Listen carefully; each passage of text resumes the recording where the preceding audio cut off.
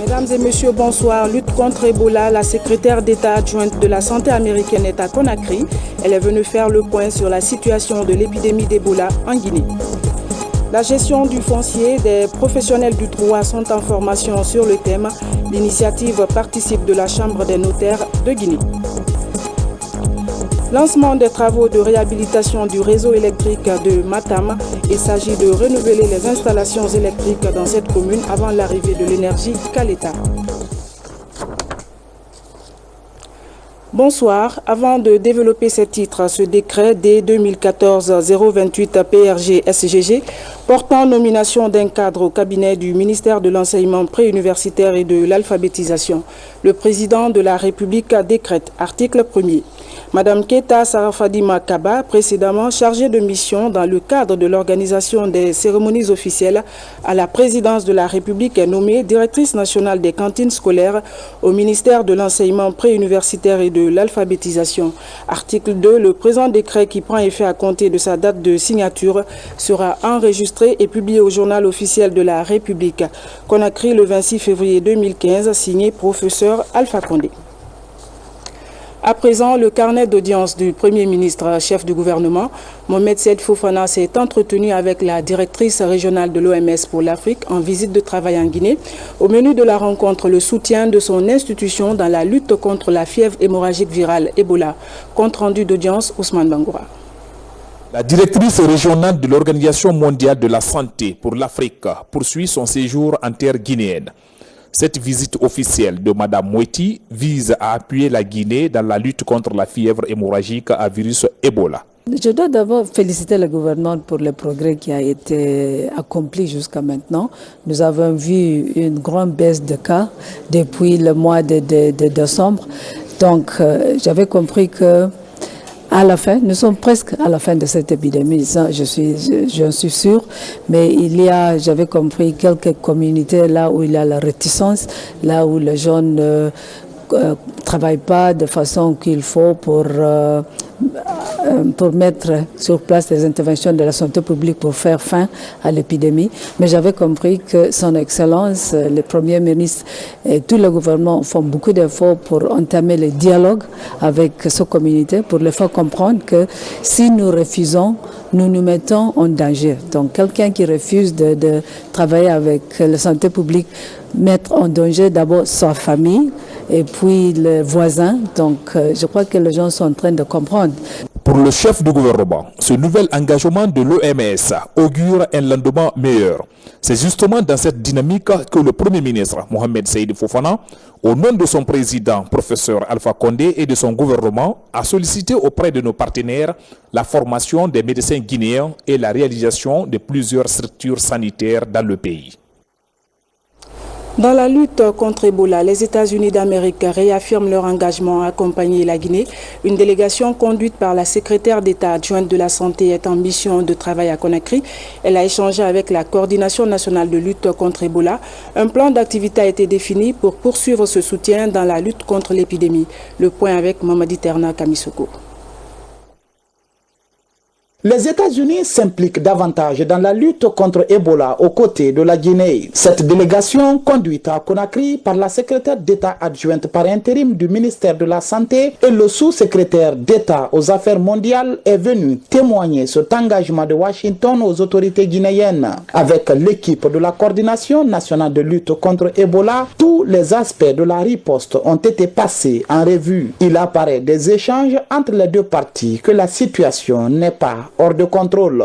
L'Ebola n'est pas fini. Il y a toujours des cas nouveaux.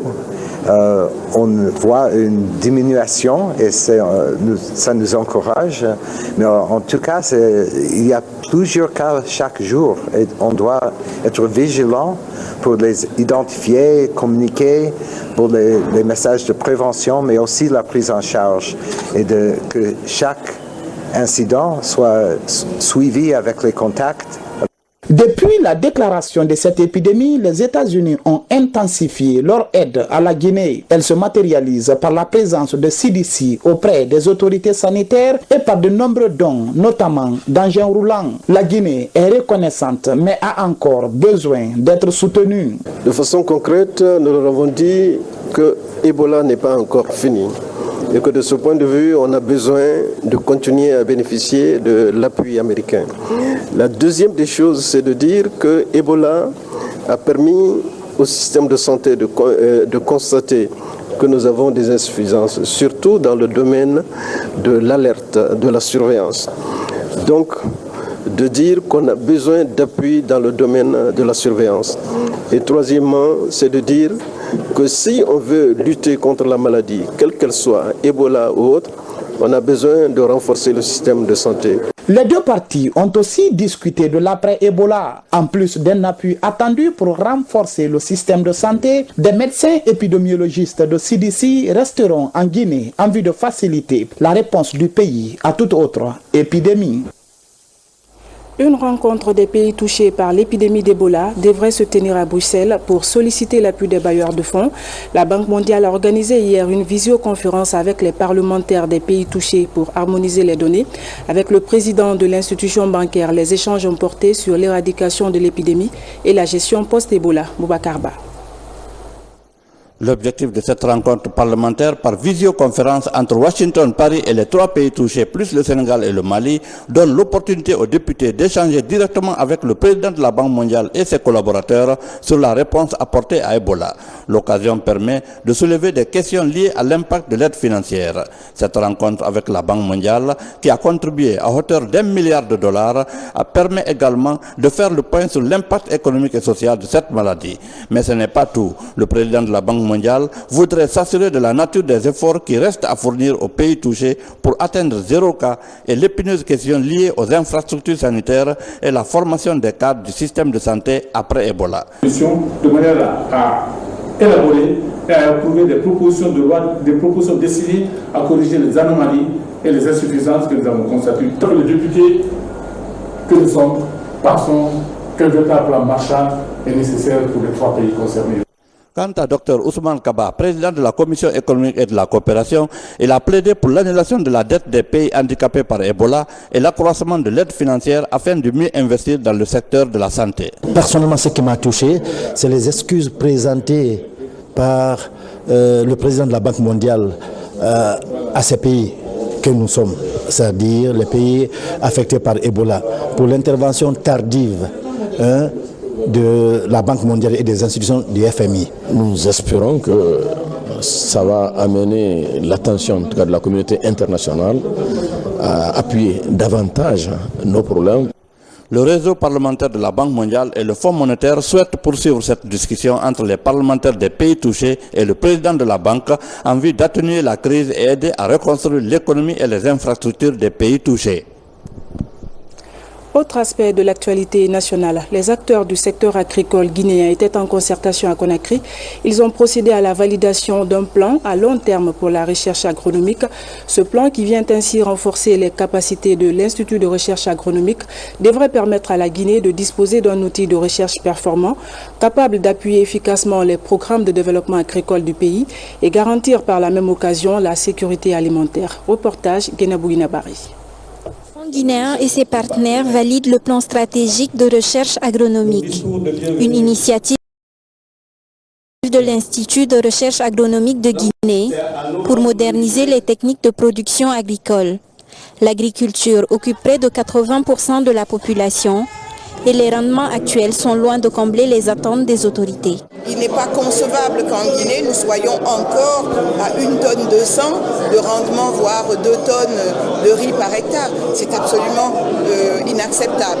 Et la recherche doit nous aider à avoir ces résultats qu'ils ont en station de 4-5 tonnes à l'hectare et de pouvoir les transférer en champ réel chez le paysan. La plupart des productions agricoles se limitent à de petites exploitations familiales. Alors que le gouvernement souhaite faire de la Guinée une puissance agricole émergente d'ici à 2025. Depuis quelques années, plusieurs professionnels travaillent sur un plan stratégique de recherche agronomique à long terme. Sa validation devrait permettre d'améliorer les rendements agricoles actuels. Il s'articule autour des axes portant sur le renforcement des capacités des ressources humaines notamment, sur des plateformes de concertation avec les partenaires. Et ce plan, à long terme, va pouvoir aider tous les acteurs du secteur rural pour améliorer la productivité agricole et le rendement agricole, pour effectivement contribuer au progrès de la sécurité alimentaire et du développement rural. Validé à Conakry, ce plan de recherche stratégique agronomique va améliorer à long terme le système agricole guinéen. Il permettra aussi à la Guinée de se doter d'outils nécessaires devant favoriser la dynamisation du secteur agricole, qui constitue depuis 4 ans une priorité des autorités publiques. Le projet Warsip vient de soumettre au gouvernement guinéen le document de restructuration de son nom de domaine GN comme dans d'autres pays de la sous-région. Ce document sur l'assistance technique avait été examiné par les cadres du ministère des Postes et Télécommunications pour amendement. Explication Bakary Bamba Kondé. Si le taux de pénétration des mobiles en Guinée est d'environ 80%, celui de l'Internet est moins de 2%. Pour faciliter aux Guinéens l'accès à Internet, le document du rapport des missions sur l'assistance technique, l'automatisation de la gestion et de l'administration du CCTLD.GN est soumis au cadre du ministère des Postes et Télécommunications et ceux des secteurs privés de l'écosystème guinéen pour amendement. C'est un projet financé par la Banque mondiale à travers Warsip Guinée. Avec l'avènement du e-mail, des réseaux sociaux, du commerce en ligne, il faut une identité numérique. Et le point GN, le CCTLD.GN, représente l'identité de la Guinée. Le CCTLD est un domaine de premier niveau appartenant au système mondial des noms de domaines et attribué en fonction des cadres à 2 lettres de la norme ISO 31661. Il permet d'assurer une meilleure gouvernance du cyberespace. Un défi à relever pour son rapatriement en Guinée selon les autorités. Nous avons besoin, nous, États, de la collaboration de tous les privés, de la société civile, de tous les partenaires et toutes les parties prenantes pour que l'on dégage les voies et moyens à mettre en place pour assurer un bon transfert et une bonne gestion. Pour garantir le rapatriement du point GN en Guinée, il faut faire l'état des lieux et le diagnostic de la gestion du point GN ainsi que l'analyse comparative de cette gestion à celle des CCTLD ayant reçu dans le monde. Les contentieux liés à la gestion du foncier préoccupent les autorités judiciaires.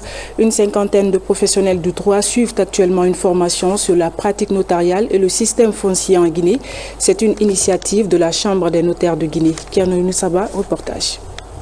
Dans les juridictions guinéennes, l'essentiel des jugements est d'ordre domanial. Des contentieux qui naissent généralement des transactions foncières et immobilières opérées sans aucun acte notarial authentique, alors que l'acte est un instrument juridique qui garantit toute cession domaniale ou immobilière. Les notaires sont incontournables dans le cadre de l'acquisition immobilière. Très souvent, si certains conflits sont portés devant les juridictions, c'est parce que les vendeurs et acheteurs de terrains ou d'immeubles ne prennent pas soin souvent de recourir aux notaires, ce qui fait que leur propriété est fragile. Un terrain peut être vendu à 1, 2, 3 acheteurs. À la fin, il y a un contentieux qui prend des années et des années. Pour cerner les contours et parer aux nombreux litiges domaniaux en instance dans les cours et tribunaux, les notaires et autres professionnels du droit suivent cette formation axée sur la pratique notariale et le système foncier en Guinée. Il s'agit pour eux de mieux s'outiller pour assumer leurs responsabilités dans la gestion des affaires foncières en Guinée. Le foncier étant un domaine important dans notre pays, il est normal que par périodicité que nous organisons de telles formations pour nous recycler, pour nous mettre dans le bain et pour revenir encore sur la théorie, puisque nous sommes des praticiens Donc il est toujours bon de revenir sur la théorie, d'avoir encore la théorie en tête pour bien l'utiliser en pratique. Il faut que le notaire soit à la base de toute session. Si cela est fait, on a moins de risques de contredire et de contradictions. Pendant cette session de formation de 2 jours, les participants devront se familiariser avec les nombreuses thématiques qui traitent des règles de droit applicables aux fonciers, donc de toutes les opérations relevant de la compétence du notaire. Une mission parlementaire était en Zéro-Corée pour expliquer aux citoyens de la localité le travail effectué par l'Assemblée nationale depuis son installation en janvier 2014. La délégation conduite par l'honorable Souri Abba a recueilli les avis de la population pour la prochaine session parlementaire. Compte rendu, Mohamed Salih Oupaï, Al-Gassimouba. C'est une rencontre d'échange entre députés et citoyens à la base. Après un an d'exercice parlementaire, ces élus du peuple viennent expliquer à leur mandant le travail réalisé par le Parlement guinéen. Les différents projets et conventions adoptés et ratifiés pendant notre première session, dite session des lois, sont en ralenti ou s'arrêtent. Comme celui de Simadou, Adela, de Gaka Bouquet, plus précisément Sangaridi, pour ne citer que cela. Ceci, je veux dire. Nos pèlerins refusés en 2014 pour la Mecque en raison de la présence de cette épidémie et le grand retard accusé pour la rentrée scolaire 2014-2015, il est aussi plus important de déplorer les immenses pertes en vie humaine. Initiée par le NDI en collaboration avec l'USAID, la rencontre a permis à cette mission parlementaire de recueillir les avis des citoyens pour la prochaine session parlementaire. Il s'agit pour nos partenaires et nous de créer un espace neutre et propice pour des échanges entre les députés et les populations, à Conakry et dans chaque capitale administrative. Nous sommes fiers de la coopération américaine dont la contribution de qualité participe à la culture et au renforcement du processus démocratique dans notre pays. Les élections législatives du 28 septembre 2013 ont doté la Guinée d'une assemblée nationale pluraliste. Depuis leur entrée en fonction en janvier 2014, les députés ont réalisé plusieurs activités, dont la session ordinaire des lois et celle du budget. 3 centrales syndicales, notamment la Confédération syndicale des travailleurs et retraités de Guinée, COSATREG, veulent déclencher un mouvement de grève le 6 mars prochain. Elles exigent du gouvernement la baisse du prix du carburant à la pompe à 6 000 francs le litre. L'Union nationale des transporteurs routiers de Guinée invite les deux parties à trouver un terrain d'entente. Explication, Moussa Bangora. Les routiers de Guinée contestent toute organisation syndicale à aller en grève pour la baisse du prix du carburant à la pompe. Cette organisation syndicale, en collaboration avec les chauffeurs et les chefs de ligne, était en concertation à la gare routière de Matam. Il était question d'informer les membres de l'évolution des négociations. Nous entendons avec regret par les ondes, radio et télévision, la déclaration de menaces de grève de certaines centrales syndicales qui, de près ou de loin, n'ont participé aux négociations. Étant respectueux des conventions, nous, syndicats, Union nationale des transporteurs routiers, nous nous abstenons et observons attentivement les engagements tenus par le gouvernement prévu pour la fin du mois de février 2015. Dans cette logique, le mouvement syndical appelle la population à plus de sérénité. C'est un avant-goût qu'on nous a donné, un bonus pour les 1000 francs pour nous. Et peut-être que s'il plaît à Dieu, à la fin du mois, comme c'est promis, ils vont diminuer le prix du carburant. Nous sommes à l'écoute du gouvernement. Donc c'est ce que la population doit comprendre. Le rabais du prix du carburant va jusqu'au panier de la ménagère. Pour le moment, les négociations continuent entre gouvernement et syndicats. Les jours à venir, le prix à la pompe sera revu pour le bien des populations. Communiqué avant de poursuivre ce journal dans le cadre de la présentation de son plan quinquennal 2014-2018 prévu ce vendredi 27 février 2015 à 10h précises dans la salle des actes du Palais du Peuple. L'Assemblée nationale invite les institutions internationales, partenaires techniques et financiers, le corps diplomatique et consulaire, les membres du gouvernement, les syndicats, les organisations de la société civile et les médias à prendre part à cette importante cérémonie. Vu l'importance de l'événement, la présence de tous est vivement souhaitée. Conakry, le 26 février 2015, pour le bureau de l'Assemblée nationale, le secrétaire général Dr Mohamed Berete. Lancement des travaux de réhabilitation du réseau électrique de Matam par le ministre de l'Énergie et de l'Hydraulique. Il s'agit de renouveler les installations électriques de cette commune avant l'arrivée de l'énergie de Caleta, prévue le 31 mai prochain. Reportage Nabi Kamara. Le réseau électrique de Matam, vieux de près de 60 ans, est sur le point d'être complètement réhabilité. En tout cas, le coup d'envoi des travaux a été donné hier par le ministre de l'Énergie et de l'Hydraulique. Il s'agit de remplacer tous les postes de transformation et les lignes de transport dans cette commune avant de libérer l'énergie de Caleta. Vous avez des conduites ici qui datent de 1953. Vous mettez le courant dans ça, ces câbles vont brûler, ça va provoquer beaucoup de problèmes. C'est pourquoi le président de la République a décidé de réhabiliter le réseau de distribution électrique de la commune de Matam. Ça fait un montant total de 215 milliards de francs guinéens, soit 35 millions de dollars. L'exécution des travaux de réhabilitation du réseau électrique de Matam est confiée au groupe Sogirefel, une société de la place. De notre côté, le groupe Sogirefel, nous nous engageons à la réalisation de ces travaux dans les règles de l'art et dans un délai raisonnable. Le ministère de l'Énergie et de l'Hydraulique met ainsi en œuvre l'un des projets du président de la République qui consiste à donner de l'énergie de qualité aux populations guinéennes. Le maire de la commune de Matam et le gouverneur de la ville de Conakry ont salué cette volonté politique du professeur Alpha Condé, estimant que cela contribue grandement à l'amélioration des conditions de vie des Guinéens. Le secrétariat général des affaires religieuses a rencontré ce matin les représentants des agences de voyage et les chefs religieux pour les préparatifs du pèlerinage prochain.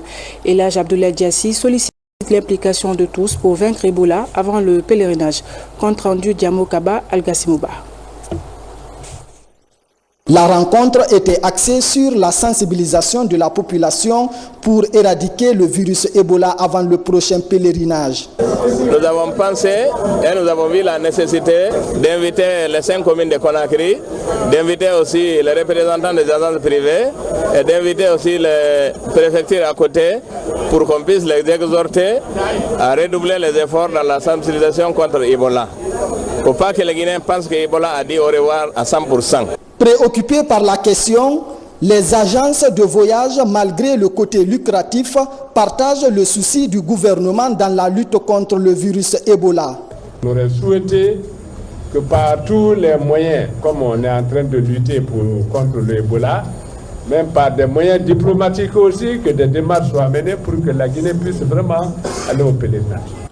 Le véritable combat contre le virus Ebola nécessite l'implication de tout un chacun. C'est pourquoi le secrétaire général des affaires religieuses a exhorté les imams à ne plus toucher un corps sans certificat de décès. Page noire, notre confrère Ibrahima Souriari Yansane, journaliste et rédacteur en chef du groupe de médias Évasion Guinée, est décédé ce jeudi 26 février à Dakar des suites de maladie. Le rapatriement du corps est prévu dans les jours à venir. Paix à l'âme de Ibrahima Souri Yansane. Hagia Massiata Fofana a regagné sa dernière demeure hier mercredi à Kindia. Elle était la mère du ministre des Droits de l'Homme Khalifa Gassama Diaby. Le chef de l'État a été représenté par le Premier ministre, chef du gouvernement, Ousmane Bangoura. La ville des agrumes et des légumes vient de perdre une de ses filles. Ici, à Kondeta, dans Kindia, la mort de Hagia Massiata Fofana est une perte pour tout Kenya. Décédée le mardi 17 février à Paris des suites de maladie. Le Premier ministre, Mohamed Seïdi Fofana, accompagné de certains ministres et hauts cadres, s'est rendu à Kindia pour prendre part aux funérailles de Khadja Massiata Fofana, mère de Khalifa Gassama Yabi, ministre des Droits de l'Homme. Le chef du gouvernement a, au nom du chef de l'État, saisi l'occasion pour présenter à la famille Yabi les condoléances du peuple de Guinée. Le président de la République m'a chargé de transmettre à la famille Gassama et la famille Yaha de Kindia et en général de Touma ses condoléances les plus attristées. Il m'a demandé moi-même à un certain nombre de ministres qui sont venus avec moi de venir rencontrer la famille. Il considère ce décès qui a endeuillé non seulement la Guinée, mais lui-même. Alors il m'a chargé donc de demander au ministre Gassama, surtout à son père, ces deux personnes que j'ai rencontrées ce matin, qui sont très éplorées, de sécher leurs larmes et d'accepter ce que Dieu a voulu. Alors, le ministre Gassama est un ami du chef de l'État qui a accepté de quitter ses fonctions et tout ce qu'il faisait à l'extérieur pour venir l'aider ici. Et tout le monde sait ce qu'il fait aujourd'hui aux côtés du président et du gouvernement pour que l'état de droit, le respect des libertés publiques, le respect des droits de l'homme tout court soit une réalité dans ce pays-là. À cette douloureuse occasion donc, le chef d'État m'a chargé de lui réitérer son soutien moral et à lui, à sa famille et à toute la population de Kindia. Khadja Massiata Fofana nous quitte à l'âge de 65 ans, en laissant derrière elle 6 enfants, dont 4 femmes. Ici, chez El Hadj Yabi, le veuf, c'est la consternation. Que l'âme de notre regretté repose en paix. Amen, Ousmane Bangoura. Mesdames et messieurs, c'est la fin de ce journal. Merci de nous avoir reçus chez vous. Bonne soirée en compagnie de nos programmes. À demain.